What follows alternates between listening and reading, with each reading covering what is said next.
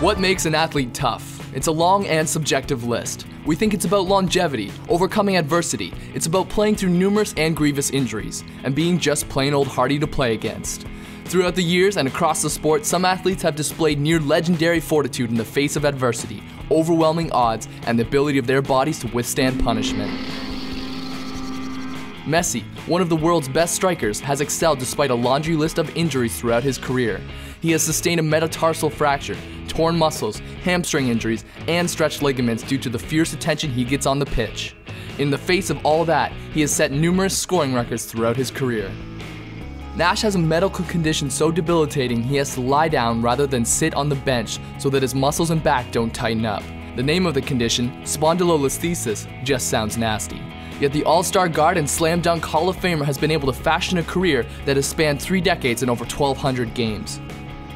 Now, mixed martial arts, by design, are supposed to be tough. Anderson Silva, who's been at the center of a lot of controversy in his long MMA career, takes tough to a whole new level, fighting 39 times since '97 and winning 33 matches. In a UFC 168 rematch against Chris Weidman, it's thought that Silva cracked his shin bone during a leg kick, and a subsequent check by Weidman fractured his tibia and fibula, to the horror of everyone watching. That's tough stuff. Chara. Sure, he's a tower of a man with a mean streak like a pit bull, but there's more to how tough Big Z really is. Ever since moving over from Ottawa as a free agent in 2006, Chara has been the long straw that stirs the Beantown drink. At 37, he still logs over 24 minutes average ice time a night, usually with the daunting task of shutting down the other team's best players. When not battling the other team's beasts, he can be found in front of the opposition net during power plays, taking heaps of abuse from frustrated defenders. You're watching the Sportsbreak Countdown. Don't forget to subscribe to our channel for more videos. And now, back to your top 3. When talking about how tough athletes are, the cerebral side is rarely mentioned. Golf scribes have fawned over Woods' physical gifts, but rarely touched on the psychological makeup that gives him an edge over the rest of the competition. Physically, Tiger Woods has had to be tough, playing through many injuries to pave his way to the #1 ranking on the PGA Tour. He also had to contend with his own human frailty, what with the shenanigans that went down and the scandals of his personal life that knocked him over. Supposedly washed up after the dirty details came out, Woods had the mental fortitude to roar back in 2012 to reclaim his place atop the tour, and as of this season, he is still #1 atop the world golf rankings.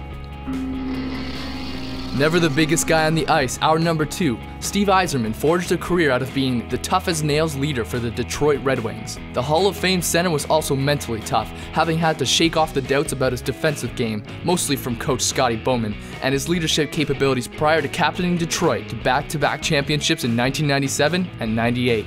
His body took its share of punishment too, having to undergo a knee realignment before the 2002-2003 season. What made him famous for his physical toughness, though, was the infamous shot he took to the eye during the 2004 Western Conference semifinals. Most players would have stayed down if their orbital bone was shattered, but not Stevie Y.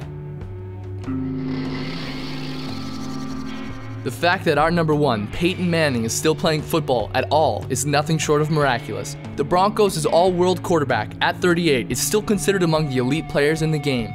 On an Ironman streak of 208 regular season games, Manning underwent neck surgery in May 2011. The surgery didn't take, as his throwing motion was compromised and his arm strength diminished. He was told he'd have to undergo spinal fusion surgery, and that's a career killer. The Colts released him after he missed the whole 2011 campaign, and he signed with Denver. He put an exclamation mark on his recovery in 2013, throwing for an NFL record 5,477 passing yards on 450 completions. Don't forget to subscribe to Sportsbreak on YouTube, and be sure to check out some of our related videos.